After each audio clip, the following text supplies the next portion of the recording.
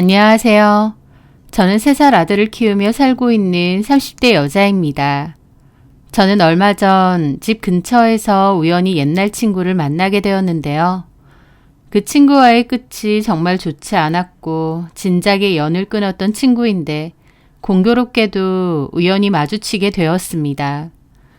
그때 당시에 그 친구의 어떤 선택으로 인해서 그 친구와 제 인생은 참 많이 달라지게 되었는데요. 저와 참 묘한 인연을 가졌던 제 친구와 저의 이야기를 해보려고 합니다. 그 친구와 저는 대학교 때부터 친구였습니다. 그리고 그 친구와 제 사이에 있었던 일을 얘기하자면 하나 빼놓을 수 없는 남자 한 명이 있는데요. 그 남자 이름은 오현중이었습니다. 같은 학교, 같은 학부 동기였죠. 현중이는 대학교 때부터 꽤 비싼 차를 끌고 다녔어요. 아버지가 입학 선물로 사주셨다고 했죠. 현중이는 동기 사이에서 부잣집 아들로 불리곤 했습니다. 그런 소리를 하면 현중이는 자기 집이 무슨 부잣집이냐, 그냥 중산층 정도 된다라는 소리를 잘 했습니다. 현중이는 아버지가 큰 부품 공장을 운영하신다고 했어요. 늘 비싼 옷만 입고 다니고 돈도 학생답지 않게 많았고 또 시원시원하게 잘 썼습니다. 현중이는 방학 때마다 해외여행을 가는 듯 했고 겨울이면 스키 타러 다니고 여름이면 서핑하러 다니며 여유롭게 사는 친구였어요. 게다가 학생인데도 벌써 차가 있었고 그 차가 꽤 비싼 차였기 때문에 제 입장에선 현중이가 신기하게 느껴지기도 하고 마치 다른 세계의 사람처럼 느껴지기도 했습니다.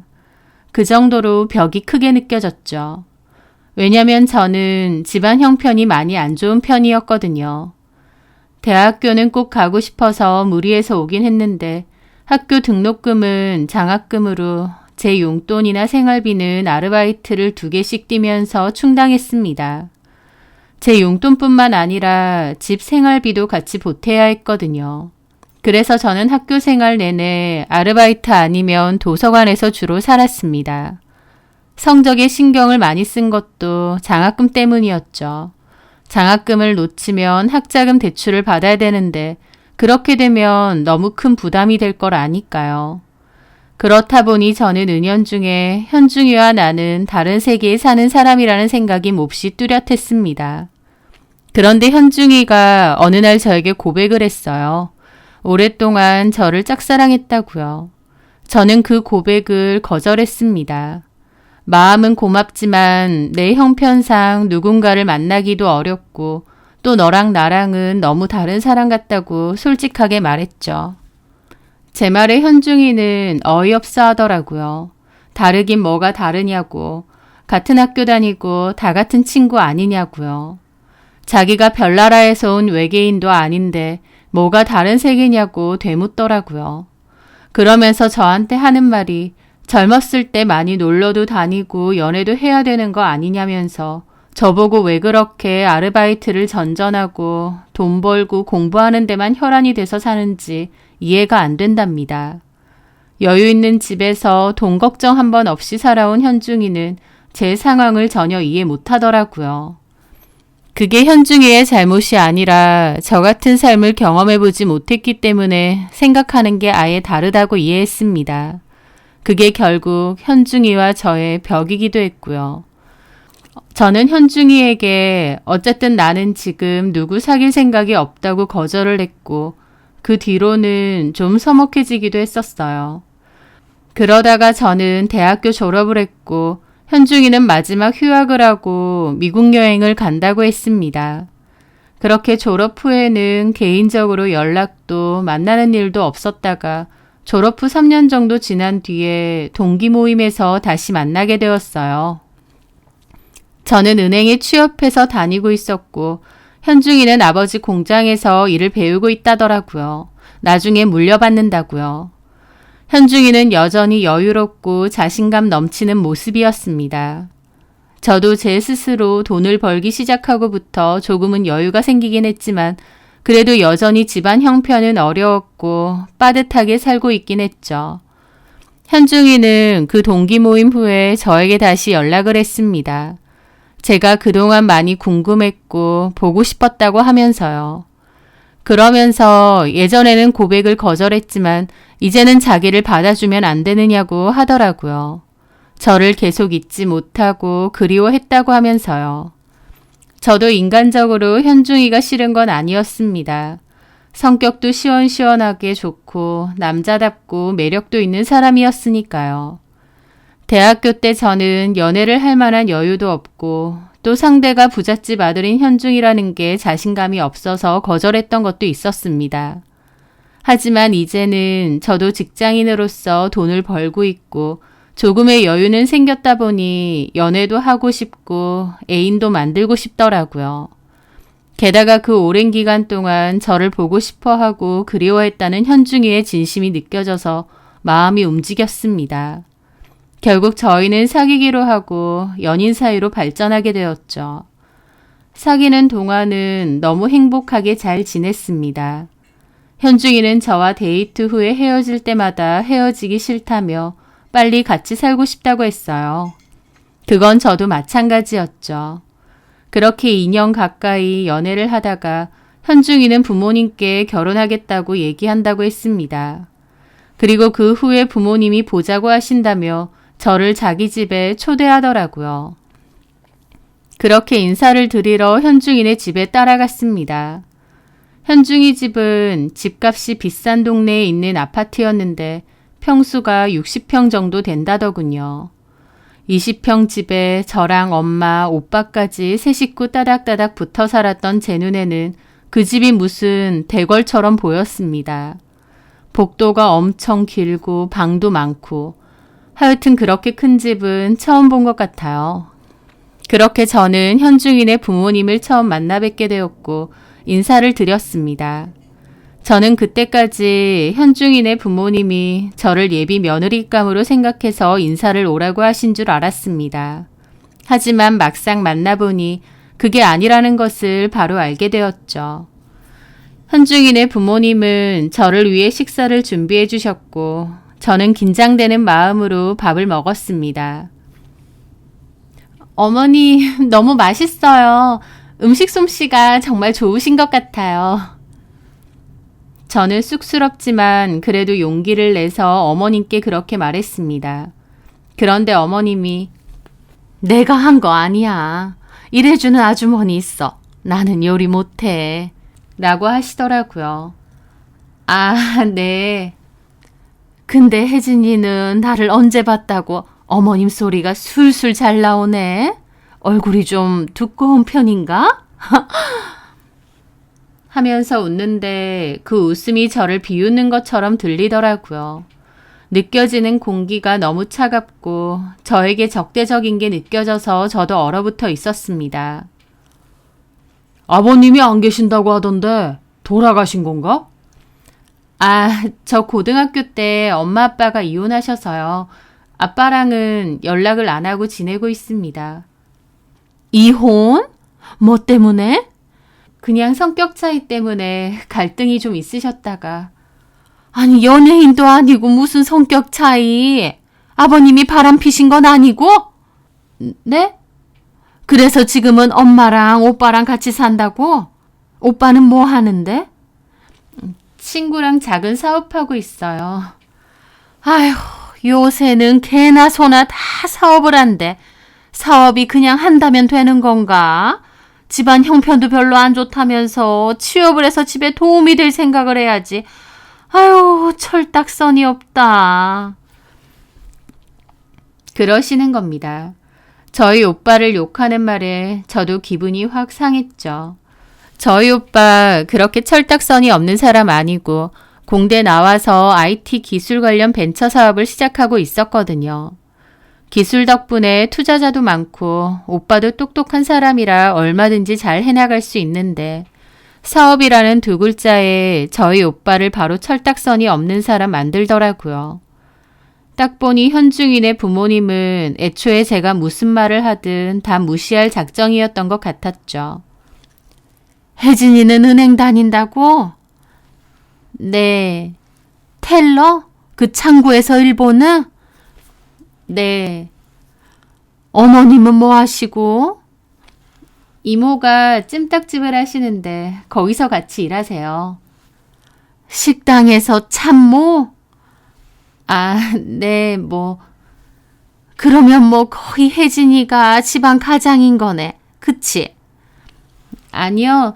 엄마도 오빠도 다 각자 자리에서 열심히 일하세요. 그렇게 열심히 일한다면서 왜 사는 곳은 그런 동네에 그런 곳이야? 내가 알아보니까 30년도 더 넘고 손바닥만한 아파트 살더만. 동네도 영.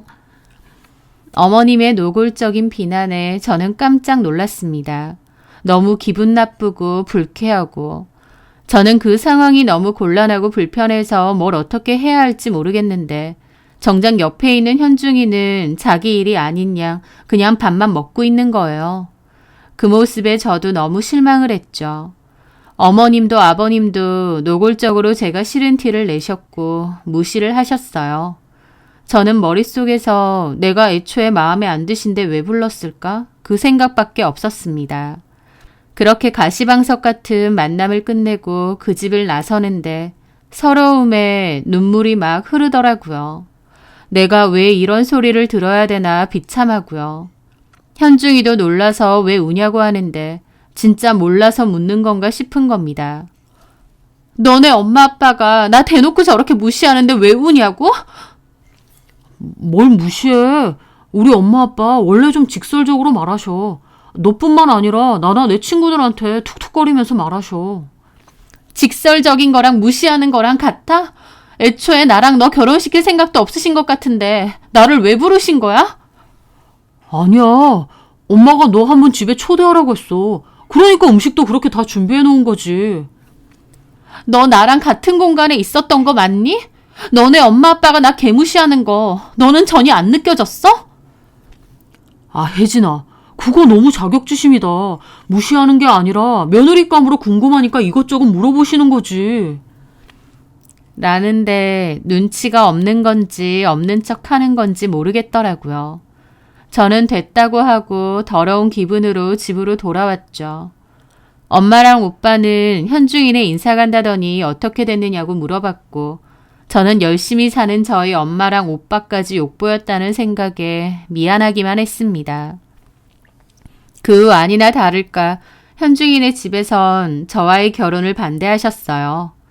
솔직히 애초에 제 조건이 마음에 안 드신 거면서 현중이에게는 제 성격 때문에 제가 마음에 안 든다고 하셨답니다.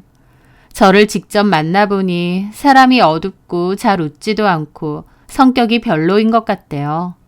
그래서 결혼 반대한다고요. 참 어이없었죠. 본인들이 조건 보고 저를 애초에 받아줄 마음도 없었으면서 속물소리를 듣기 싫은지 제 탓을 하는 겁니다. 그런데 거기다 대고 현중이는 저보고 엄마 아빠한테 좀 잘 보이지 그랬어. 싹싹하게. 라는 겁니다. 애초에 저 무시하고 까내리려고 작정한 사람들 앞에서 제가 어떻게 잘 보이나요? 그리고 제가 자존심도 없는 것도 아니고 왜 그래야 되나요?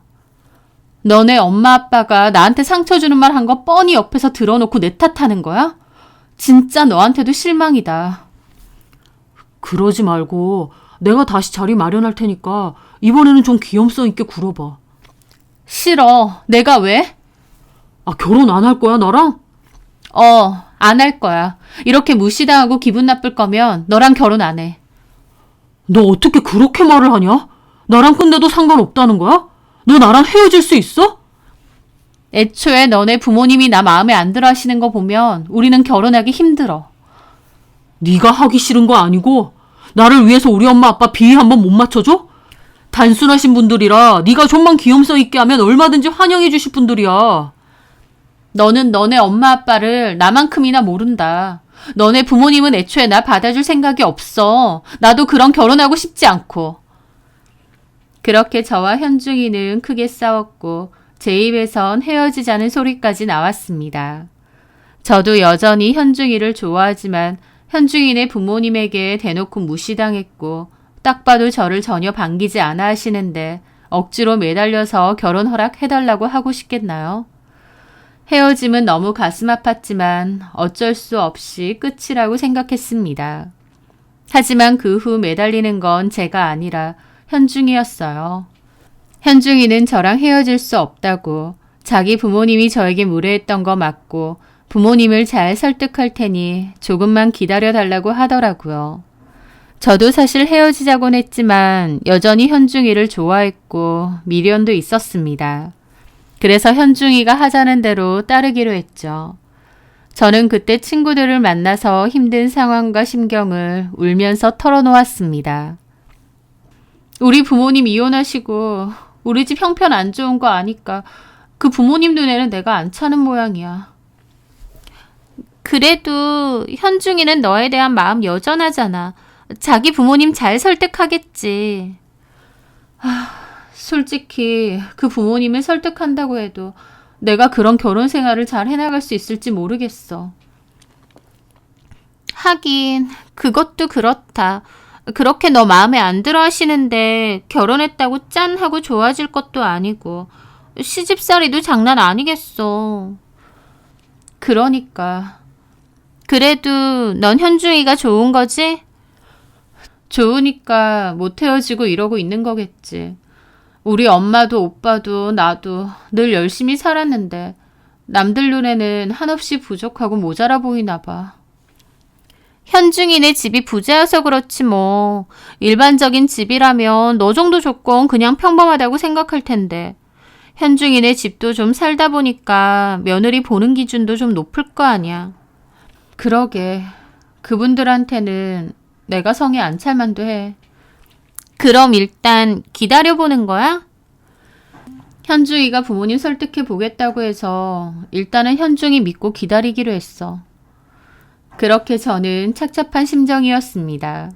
솔직히 저도 이런 결혼을 하는 게 맞는 건지 싶기도 하면서도 그때는 현중이가 너무 좋고 헤어지고 싶지 않았어요. 조건 때문에 헤어진다는 게 너무 서글프기도 했고요. 그래서 현중이가 자기 부모님을 설득한다는 걸 기다렸습니다. 그런데 얼마 뒤 현중이는 저에게 갑자기 이별을 고했습니다. 부모님은 완강하게 저를 반대하시는데 자기도 부모님 뜻을 더는 거스를 수 없다고 하더군요. 미안하다 혜진아. 솔직히 마음으로는 부모님보다 너를 선택하고 싶기도 해. 근데 너도 알잖아. 나 아버지 밑에서 일하는 거. 내가 뭐 할 줄 아는 게 있냐?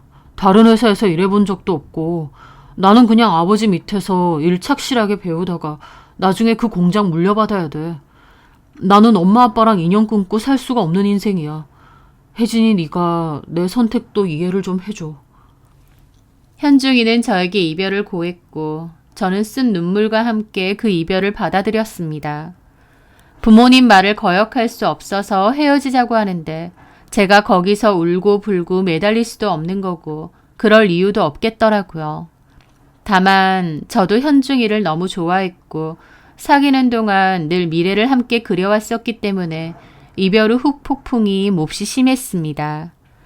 연락이 오지 않을 걸 알면서 자꾸만 폰을 보게 되고 예전에 함께 찍었던 사진들을 자꾸만 보게 되고 가만히 있다가도 눈물이 막 흐르고 그랬죠.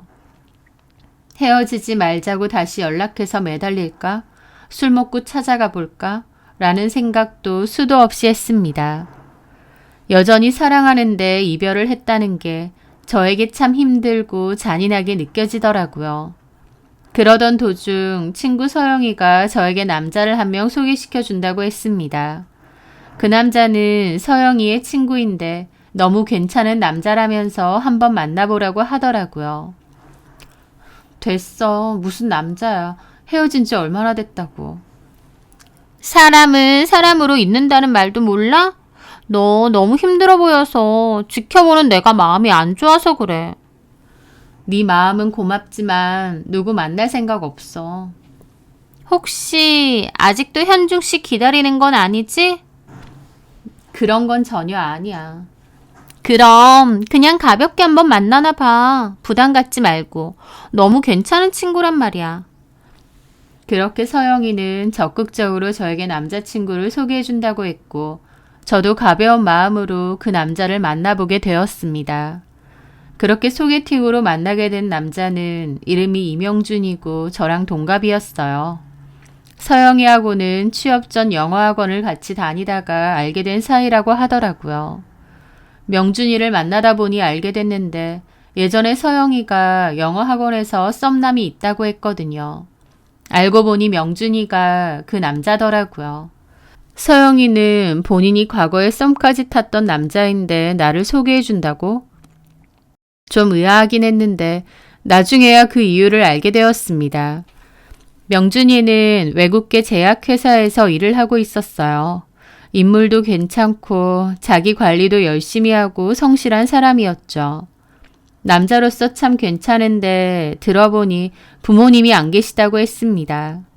엄마는 안 계시고 할머니, 아빠랑 살았는데 아버지는 명준이가 고등학교 때 돌아가셨다고 했고 그 충격으로 많이 힘들어하신 할머니도 다음에 돌아가셨다고 했어요. 그때부터 명준이는 혼자 살았는데 돌아가신 아빠가 빚을 많이 졌다는 걸 뒤늦게 알게 되어서 살던 집을 처분해서 빚을 다 갚아야 했다고 했습니다. 그때부터 작은 원룸에서 힘들게 혼자 살았다고 하더라고요. 가족도 없고 돈도 없고 명준이도 참 외롭고 힘들게 살았다고 했습니다. 대학교는 학자금 대출해서 다니고 저처럼 아르바이트 하루에 2-3탕씩 뛰면서 살았대요. 들어보는데 과거에 저랑 너무 비슷한 사람이더라고요. 힘들게 살아왔지만 그럼에도 밝고 낙천적인 사람이었고 성실하고 능력도 좋은 사람이었습니다. 어른스럽고 성숙해 보이는 사람이었기에 저는 명준이를 몹시 좋게 봤어요. 그리고 저랑 비슷한 부분이 많다 보니 더욱 가까워지게 되었죠. 서영이는 과거 학원 다닐 때 명준이를 좋아했던 것 같은데 명준이가 부모님도 안 계시고 형편도 어렵다는 것을 알게 되고 나서 마음을 접었던 것 같습니다. 서영이도 돈이 굉장히 중요한 친구였고 그런 서영이의 기준에서 명준이는 너무 부족한 남자였겠죠. 그 대신 저한테 소개를 해준 것 같았고요. 어쨌든 저는 저와 비슷한 명준 씨에게 끌렸고 저희는 잘 만나오고 있었습니다. 그런데 그로부터 4개월 정도가 지났을 무렵이었어요. 갑자기 서영이가 결혼을 한다고 소식을 알려왔습니다. 그런데요, 그 상대가 바로 현중인 거예요. 저랑 헤어졌었던 전 남친인 현중이요. 당연히 저는 너무 큰 충격을 받았죠. 내 전 남친과 서영이가 갑자기 결혼이라니 생각지도 못한 일이었습니다. 서영이도 저한테는 안 알리고 결혼하려고 했던 것 같은데 다 같은 친구 사이니까 제가 모를 수가 없었죠. 게다가 알고 보니 서영이가 혼전 임신까지 했다는 거예요. 그런데 그 날짜를 따져보니 제가 현중이와 헤어졌을 그 즈음이더라고요. 그 사실을 깨닫고 저는 배신감으로 큰 충격을 받게 되었죠. 저는 서영이에게 전화를 해서 따졌습니다. 너 오현중이랑 결혼한다며? 그렇게 됐어. 그리고 너 임신했다며? 어, 임신한 지 6개월 넘었다는데 그러면 내가 오현중이랑 아직 안 헤어졌을 때 너는 오현중애를 임신한 거 아니야? 아니, 그건 아니고. 뭐가 아닌데 날짜가 딱 그렇구만. 너랑 오현중 뭐야? 나 뒤통수 친 거야? 야, 혜진아, 네가 놀란 건 알겠는데 이미 지난 일이고 이제 와서 이런 얘기하는 게 무슨 의미야. 그리고 너도 남자친구 있잖아. 내가 소개해준 명준이. 너 명준이랑 잘 사귀고 있잖아. 그럼 된 거 아니야? 뭐가 돼? 네가 내 남친이랑 뒤에서 놀아나고 배신 때린 건데 그래놓고 미안하니까 명준이 소개해준 거야? 너랑 오현중 언제부터 그런 사이였어? 오현중 부모가 나 반대해서 그렇게 힘들어하고 니네 앞에서 울고불고 했는데 앞에서는 나 위로해주고 뒤에서는 오현중이랑 바람피고 있었어? 야, 너 너무 흥분했어. 흥분을 좀 가라앉히고 얘기해. 똑바로 얘기나 해. 친구 남친이랑 놀아난 주제. 야, 너 말이 너무 심하다. 놀아났다니. 그럼 아니야? 애초에 너랑 현중이랑은 이미 끝난 거잖아. 현중이 부모님이 너 싫다고 했고 현중이는 부모님 뜻 거역할 생각 없고 너랑 현중이는 이미 끝난 사이잖아. 그래서 네가 나 몰래 오연중이랑 만났던 거야? 너나 오연중이나 진짜 소름 끼치는 인간들이다. 오연중도 그래. 나한테는 지네 부모 설득하겠다고 해놓고 뒤에선 너랑 놀아나? 그건 현중이가 너 불쌍해서 그냥 예의삼아 해준 말이지. 이미 현중이도 너한테 맘 떴어. 뭐라고? 솔직히 그 전까지는 철딱서니 없이 너 좋다고 하다가 부모님이 반대하시니까 현중이도 정신이 확 든 거지. 네 조건 솔직히 좀 그렇잖아. 볼 거 하나 없는 가난한 처가에 생활 수준도 너무 차이나고 결혼도 어느 정도 비슷한 수준에서 하는 거야. 딱 봐도 네가 현중이네 돈 보고 들러붙은 것 같은데 현중이네 부모님이 너 좋다고 하겠니? 너도 참 양심 없다. 그렇게 버티면 그 집 며느리가 될 것 같았어? 어림도 없다 야. 솔직히 너한테는 명준이가 딱이야. 사람은 끼리끼리 만나는 거야. 수준 맞는 사람들끼리. 너 말 다 했니? 앞에서는 위로해주는 척, 뒤에서는 친구 남친이랑 놀아난 네가 할 말은 아니지 않아? 팩트만 말해줄게. 현중이 부모님 너 반대하셨지? 근데 나는 전혀 반대 안 하셨어. 아니, 오히려 쌍수 들고 환영하시더라. 우리 집은 현중이네 집이랑 수준 비슷하고. 결혼은 그렇게 하는 거야. 서로 비슷한 사람들끼리. 각자 본인 수준에 맞는 짝 맞춰서 찾아간 건데 왜 이렇게 열을 내고 난리야? 너야말로 현중이 붙잡아서 네 구질구질한 인생 좀 나아졌으면 했나 본데 그게 안 돼서 이렇게 화난 거 아니야? 라는데 저는 그 말에 입을 다물지 못했습니다. 이런 소리를 쏟아붓는 게 정말 제가 알던 제 친구가 맞나 싶었어요.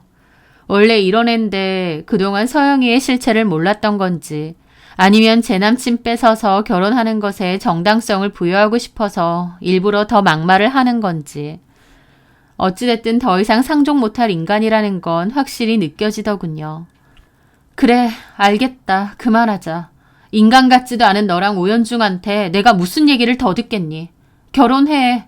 결혼해서 애 많이 낳고 잘 살아봐. 둘이 아주 잘 어울리네.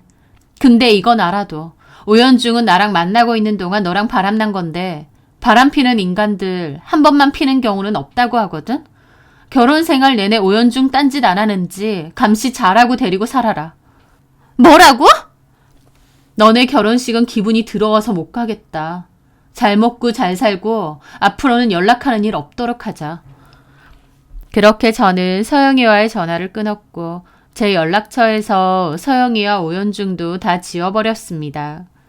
오연중 부모가 저 반대하고 저도 힘들어할 때 앞에서는 저 위로해주고 뒤에서는 오연중과 놀아났던 내 친구. 그러면서 수준에 맞는 사람과 만나라며 명준이를 소개까지 해주었죠. 명준이는 집이 가난하고 부모가 없으니 서영이의 성에는 안 찼을 겁니다.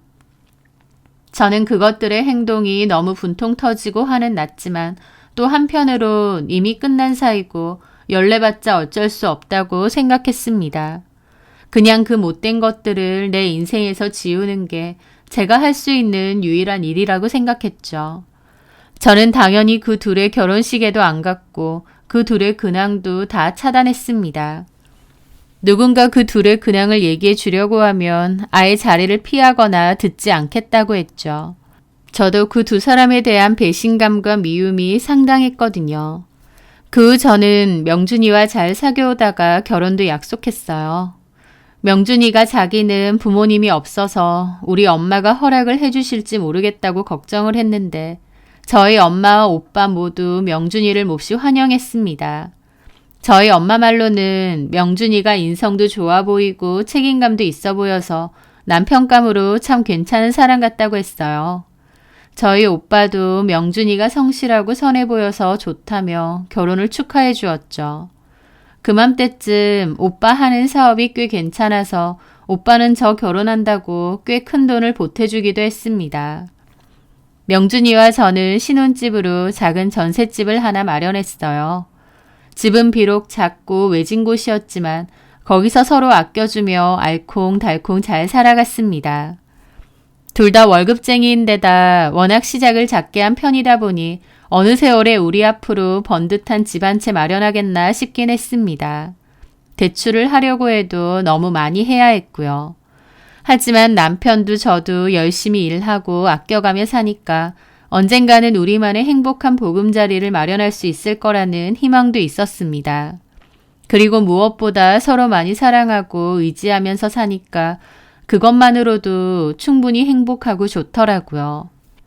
그렇게 결혼하고 1년 정도 지났을 무렵 저는 아이를 임신하게 되었습니다. 아무래도 아이가 있으면 저도 육아휴직을 써야 할 거고 또 아이 키우는데 돈이 많이 들잖아요. 그렇다 보니 내 집 마련하고는 또 거리가 좀 생기겠다 싶기도 했어요.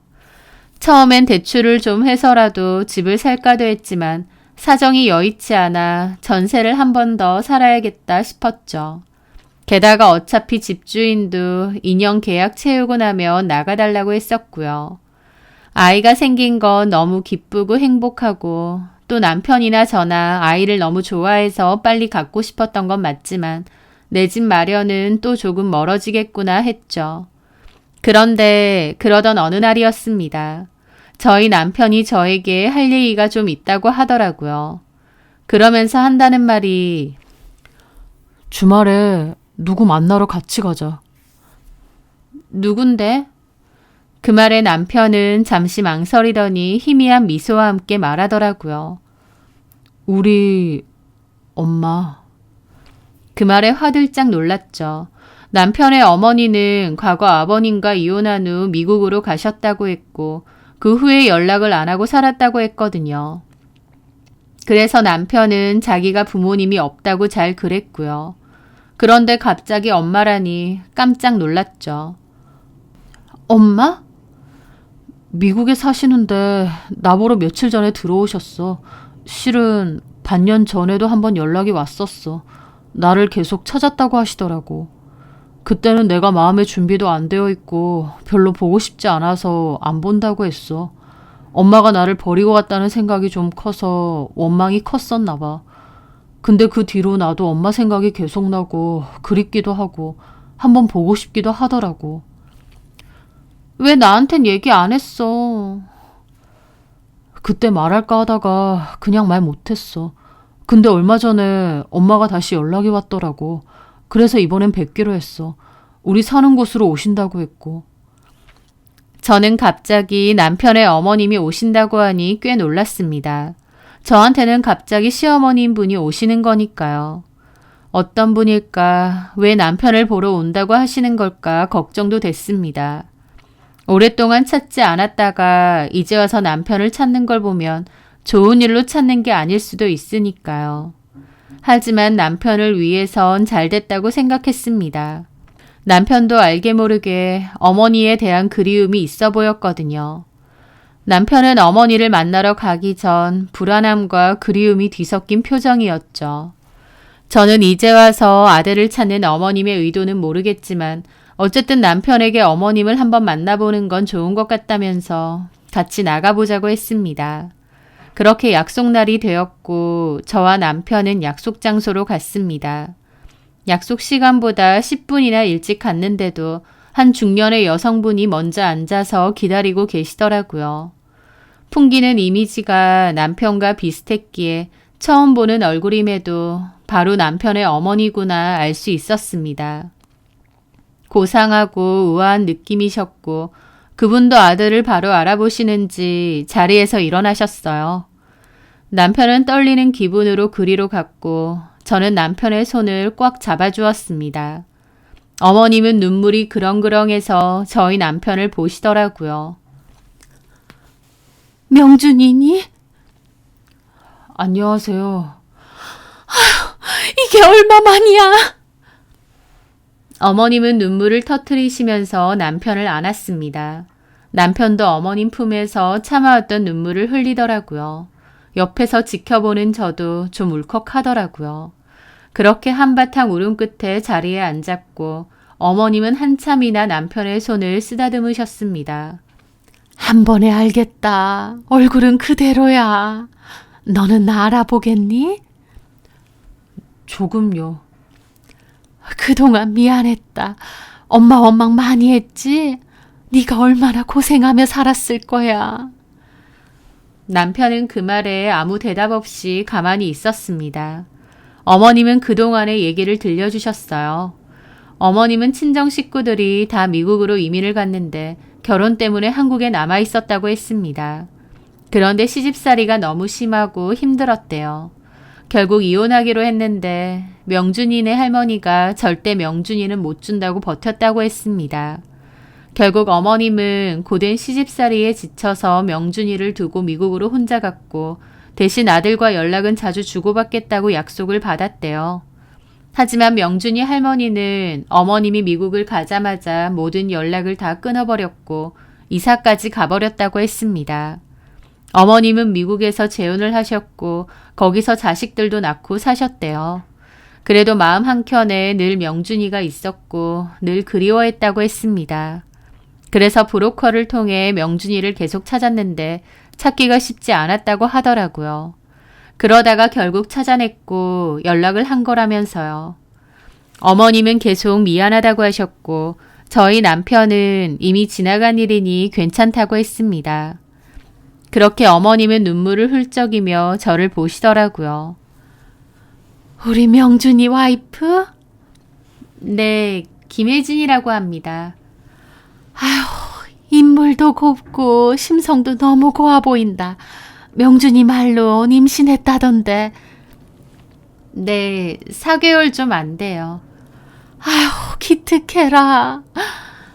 그러면서 제 손을 꼭 잡고 쓰다듬고 예뻐해 주시더라고요.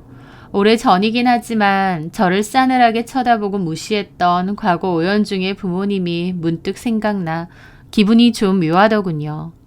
어머님은 일주일 뒤에 미국으로 다시 돌아간다고 하셨고 있는 동안 저와 명준이에게 이런저런 선물도 많이 해주셨습니다. 그리고 떠나기 전 가장 큰 선물을 해주셨어요. 어머님이 한국에 소유하고 있는 아파트가 있다고 했는데요. 거기서 저희 보고 살라고 하셨습니다. 나중에 때 되면 명준이에게 증여하겠다고 하시면서요. 평생 동안 제대로 키우지도 못한 아들에게 미안해서 어머님이 주시는 선물이라고 했죠. 처음에는 아파트에서 살게 해주신다고 해서 마냥 기뻤어요. 저희도 마침 집주인이 나가달라고 해서 새 전셋집을 알아봐야 했던 참인데 어머님이 도와주신다고 하니 너무 잘됐다 싶었습니다. 그런데 알아보니까 그 집이 비싼 동네에 있는 아주 비싼 아파트더라고요. 저희 형편에 너무 비싼 아파트라고 했고 거절했는데 어머님은 명준이에게 미안한 만큼 그 집은 우리 살게 해주고 싶었다면서 부담 가지지 말고 들어가 살라고 해주셨죠. 더군다나 이제 아이를 낳고 키워야 되는데 자꾸 이사 다니지 말고 거기서 정착해서 쭉 살라고 하시면서요. 어머님에게 덜컥 받기에는 너무 비싼 곳이라 망설여졌습니다. 하지만 어머님은 저희 보고 계속 들어가서 살라고 하셨고 결국 남편과 많은 의논 끝에 저희는 감사하게 그 집에 들어가서 살기로 했습니다. 오래된 구축 빌라의 전셋집 살다가 그렇게 크고 좋은 집으로 이사를 가니 정말 좋더라고요. 그렇게 남편과 저는 어머님이 살라고 해주신 그 집에서 그때부터 살게 되었습니다. 제가 거기 산다고 하면 듣는 사람들이 그렇게 비싼 곳에 사느냐고 다들 깜짝 놀라더라고요. 저도 살면서 그렇게 좋은 집은 처음 살아본 거다 보니 살면서도 한 번씩 신기해서 내내 쳐다볼 때도 많았죠. 그렇게 시간은 흐르고 흘러 아이를 출산한 지도 3년 정도 흘렀을 때였습니다. 저는 아이와 함께 소아과에 갔다가 집으로 돌아오고 있을 때였어요. 아파트 후문 쪽을 통해서 집으로 들어가려고 하는데 후문 근처에 있는 유아 대상 학습지를 판촉 행사하는 분들이 있더라고요. 제가 유모차를 끌고 오니까 저한테도 그분들이 다가왔죠. 안녕하세요, 어머니. 유아 대상으로 좋은 교육이 있어서 알려드리려고 하거든요. 시간 되시면 잠깐만 들러서 설명만 조금 듣고 가시는 거 어떨까요? 그 말에 저는 웃으면서 거절했죠. 죄송해요. 지금 바로 집에 들어가 봐야 돼서요. 그러면 명함이랑 전단지 한 장 드릴 테니까 집에 가서 한번 보시고 연락 주세요. 좋은 교육이라 어머님도 관심 생기실 거예요. 네, 그럼 그거라도 주세요. 그런데 그 여자분이 그러더라고요. 한서영 씨, 거기 전단지하고 좀 갖고 오세요. 한서영이란 말에 저는 좀 놀랐죠. 과거에 저랑 연을 끊었던 그 친구의 이름이 한서영이었거든요. 설마 하는 생각으로 돌아봤는데 정말 서영이가 허겁지겁 전단지와 명함을 챙겨오는 겁니다. 그러다가 서영이는 저를 보고 놀라더군요. 그때 인연 끊고 나서 처음 만나는 거다 보니 저도 많이 놀랐죠. 혜진아. 오랜만이네. 저희가 인사를 하자 옆에 있던 여자분도 놀라더라고요. 어머, 서영씨 아는 분이셔? 친구? 잘 됐네. 우리 학습지 친구분한테 잘 좀 설명해 드려봐. 아, 네. 그렇게 서영이는 저에게 전단지와 명함을 주더라고요. 저기 이거 집에 가서 한번 봐봐. 그러더니 유모차에 앉아있는 저희 아이를 보더라고요. 아들이야? 응, 몇 살? 3살. 아, 그렇구나. 귀엽다. 명준 씨 많이 닮았네. 저는 좀 껄끄러운 기분이 들었습니다. 그리고 한편으론 서영이가 이런 일을 하나 싶기도 했죠. 현중이랑 결혼했으니 굳이 일 안 하고도 편하게 잘 살고 있을 줄 알았는데 뭐지 싶더라고요. 그렇게 의아한데 서영이가 저에게 묻더라고요. 근데 이 동네는 어쩐 일이야? 어쩐 일이라니 우리 집에 온 건데. 그 말에 서영이는 어리둥절한 표정을 짓는 겁니다. 우리 집이라니? 여기가 너네 집이야? 너 여기 살아? 제 말에 서영이 눈이 휘둥그레지더라고요. 아니, 어떡해. 너 명준이랑 결혼했잖아. 맞아. 근데 이런 집을 산다고? 이 집이 돈이 얼마짜린데? 정말 여기 살아? 하면서 노골적으로 놀란 표정을 짓고는 자꾸만 물어보는 겁니다. 제가 여기서 사는 게 이해가 안 된다는 표정으로요. 제 남편이 부모도 없고 돈도 없다고 썸은 타도 결혼까지 못하겠다며 저한테 소개해줬는데 그런 명준이와 결혼한 제가 이런 곳에 살고 있다고 하니 몹시 놀란 눈치였죠. 너 왜 놀라? 나랑 명준이는 여기 살면 안 되니? 아니, 그게 아니라 여기 전세만 해도 엄청 비싼데 혹시 월세로 살아? 그게 왜 궁금해? 우리가 월세로 살든 전세로 살든? 월세로 사는 거야? 야, 여기 월세만 해도 엄청 비싼데 굳이 왜 여기를 월세로 살아? 하면서 막 캐묻는 겁니다. 그 모습에 어이가 없기도 하고 또 한편으론 약 올려주고 싶기도 하더라고요. 월세 아니야. 자가야. 우리 시어머니가 증여해 주셨거든. 어머니라니. 이명준이 어머니가 어딨어? 고아라고 했잖아. 미국에 계셔. 1년에 한두 번 정도 오시고 지금도 왕래하고 잘 지내. 명준이 어머님이 이런 집을 사줬다고? 왜? 무슨 문제 있니? 서영이는 표정을 숨길 생각도 없어 보이더라고요. 근데 너는 이거 판촉일 하는 거야? 굳이 왜? 돈 많은 집 아들하고 결혼해놓고? 그 말에 서영이는 표정이 좀 안 좋더라고요. 그러더니 집에 있어봤자 뭐 하겠니. 놀 바에야 쉬엄쉬엄 하는 거지. 아, 그래? 그냥 취미 삼아 하는 거야? 당연하지. 그러고 나서 말이 툭 끊겼습니다. 하여튼 난 가볼게. 이 전단지는 한번 읽어볼게. 그리고 만약 하게 되면 너한테 할게. 그러면 너한테 커미션 가는 거 맞지? 그 말에 서영이는 표정이 엄청 안 좋더라고요. 자존심 상한 표정이기도 했고요. 아니, 커미션이라고 해봤자 얼마 안 떨어져. 굳이 나한테 할 필요 없어. 그러니? 그래 알겠다. 그럼 수고하고. 저는 그렇게 유모차를 끌고 후문으로 들어갔습니다. 멀어지기 전 고개를 문득 돌려보니 서영이가 여전히 벙찐 얼굴로 저를 쳐다보더라고요. 제가 명준이랑 결혼해서 이런 곳에 산다는 게 서영이에겐 꽤나 충격인 듯 했죠. 그 후로 궁금해서 친구한테 물어봤습니다. 그런데 서영이와 오연중의 근황도 충격적이더라고요. 제가 의도적으로 그 두 사람 얘기는 하지 말라고 해서 그동안 저도 들은 게 없고 몰랐는데 서영이가 오연중과 결혼하고 나서 얼마 뒤 오연중 아버지 공장이 폭삭 망했다는 겁니다.